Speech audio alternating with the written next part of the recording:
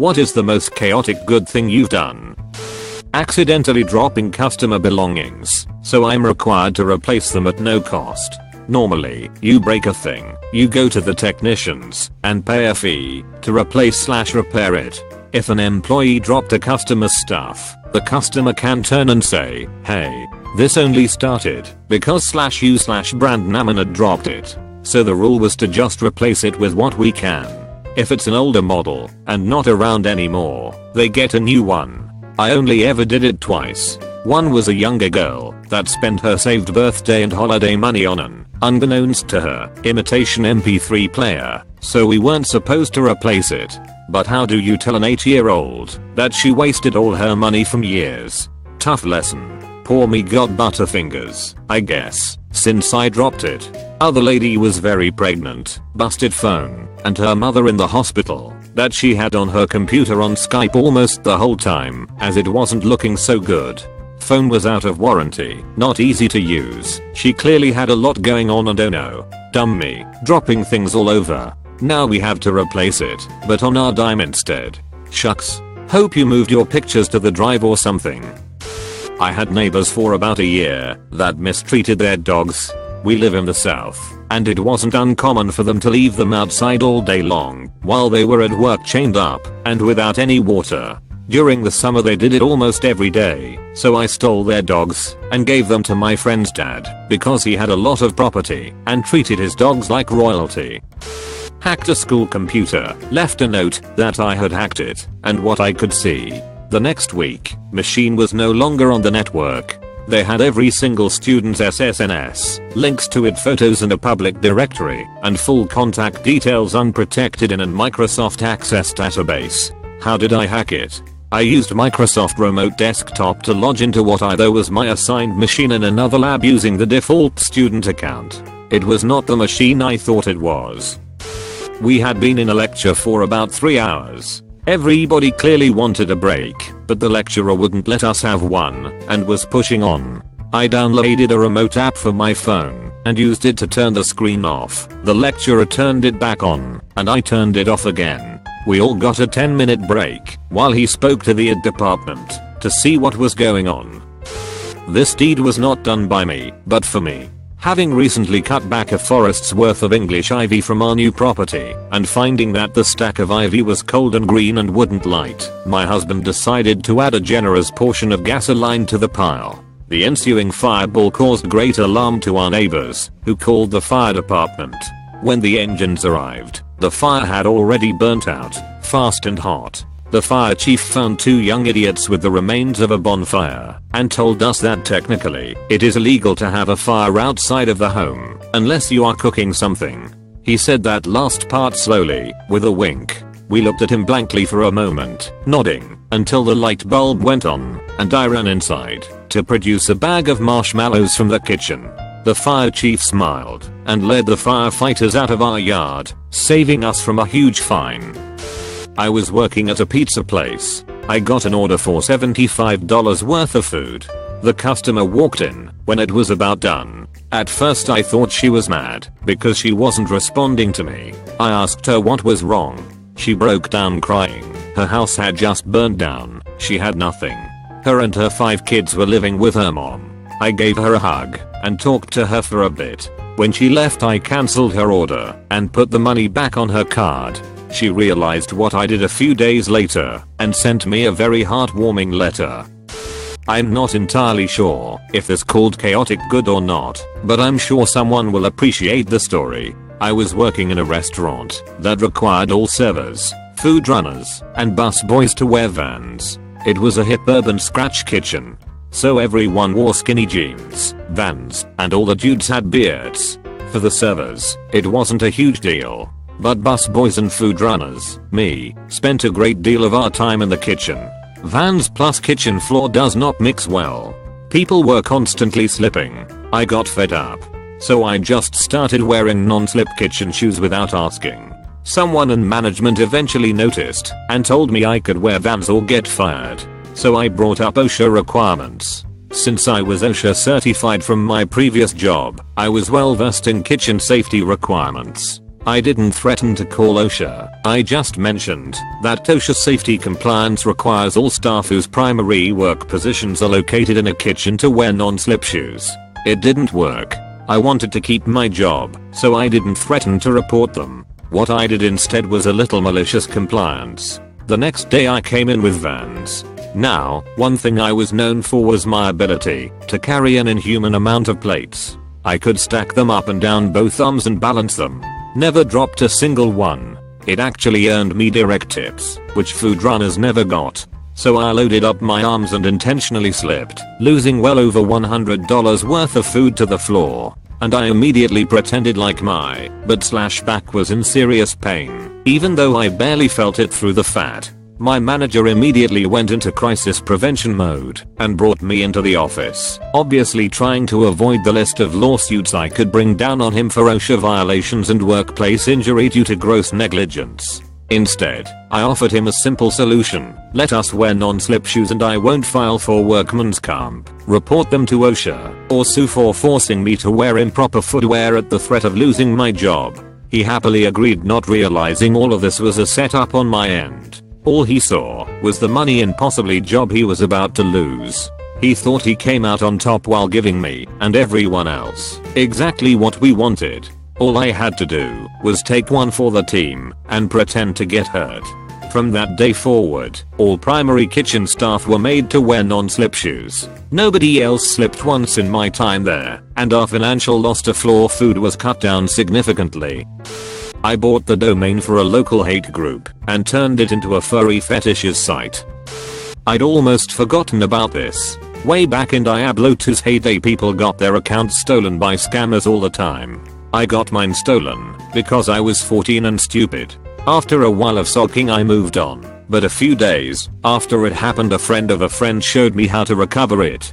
Apparently there was a difference in the synchronization between regions for account credentials. The US was up to date on a patch while EU wasn't. This means that if someone took your account and changed the password, it was lost on us, but on EU it was still in the database with the old password. Funny quirk was that if you logged into EU with the old password, it reverted the US login credentials to the old one as well. Once I was wise to how it worked, I opened a small business as a stolen account hunter. I'd post in chat that I can help those who'd been hit. All I needed was the password of their account before it was taken and changed on us. I'd take them to a private channel, explain the process, and go about it. If they trusted me, I'd rejoin the channel with the old account and ask them if it was it. If it was, then I'd collect a fee by taking an item of my choosing and trading it to my account for compensation. They'd get their account back. I got an item I might have been looking for, and everyone was happy, except the scammer who I stole from.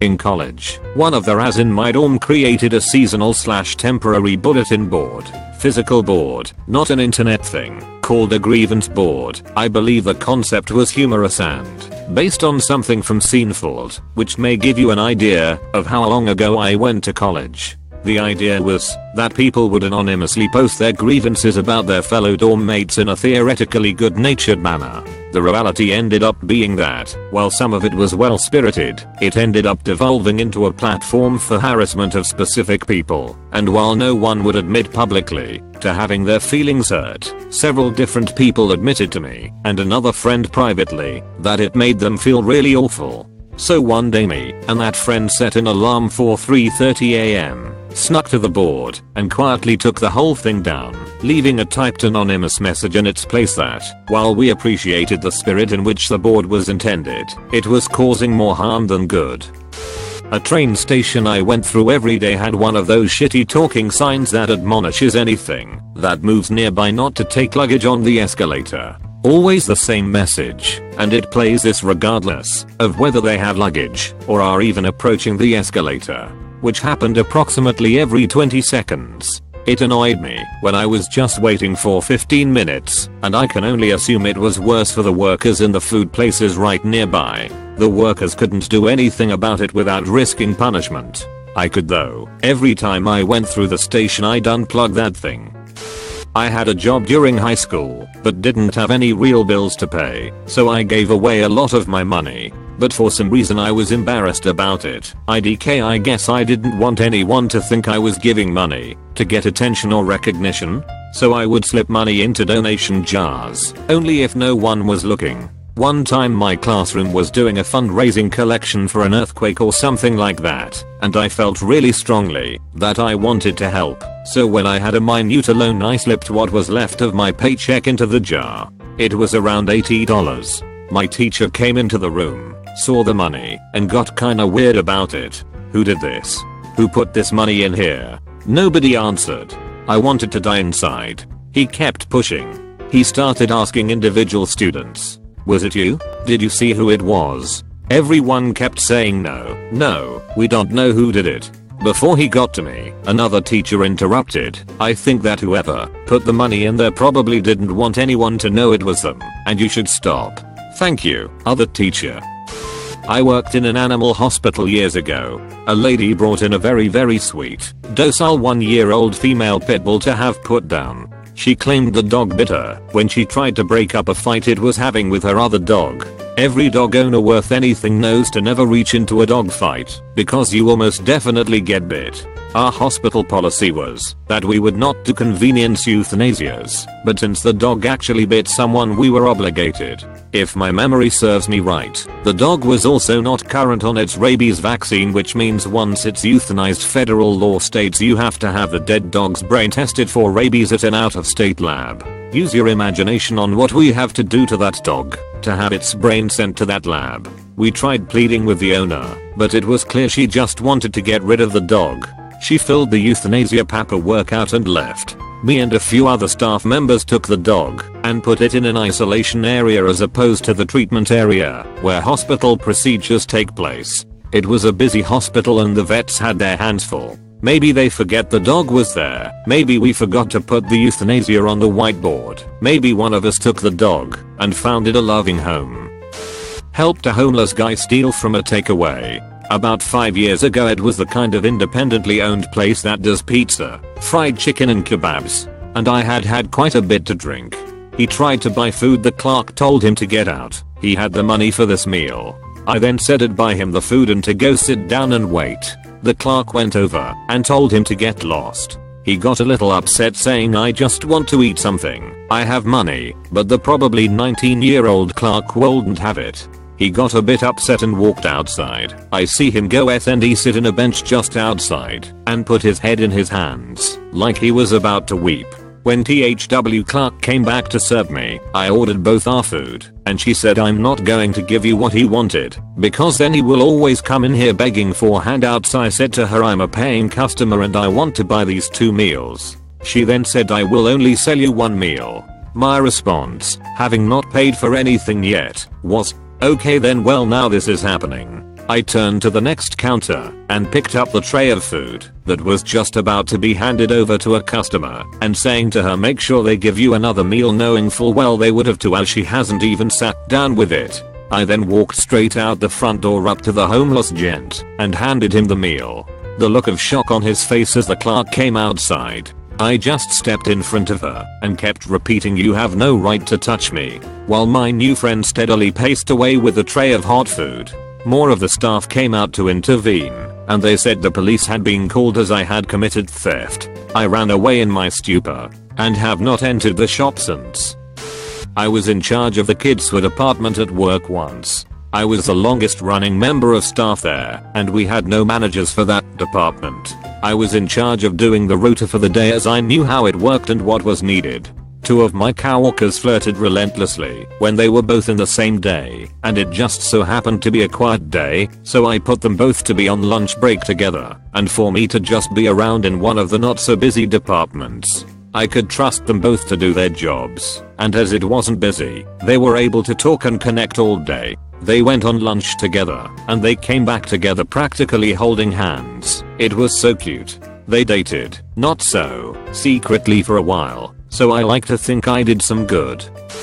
Basically pulled a Ferris bueller to help my buddy's GF get out of school. We were college freshmen at the time, and she was her HS senior, and she really wanted to surprise her BF for his birthday at college, since they were doing the long distance thing.